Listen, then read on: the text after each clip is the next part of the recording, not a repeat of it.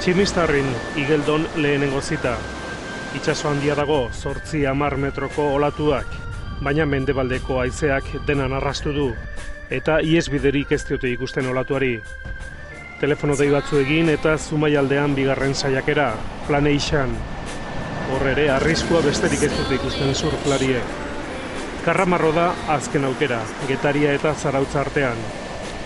Ibon Amatriain eta Mikel Agoteri, Aritz Aranburu bera gehitu zaie, adur eta indarrekin batera.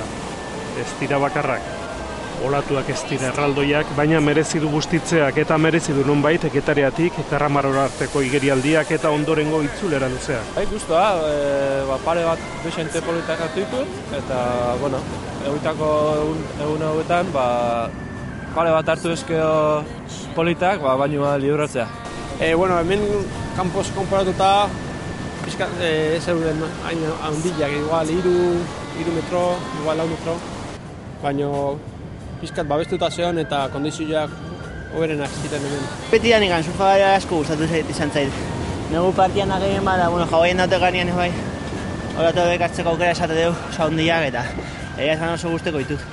Eta Getarira bueltan ordu erdi igerian egin ostean tentazio hori ezin eutsi eta olatu txikiei ere etekina atera diete. Egunak, borobila izan gabe merezi izan du.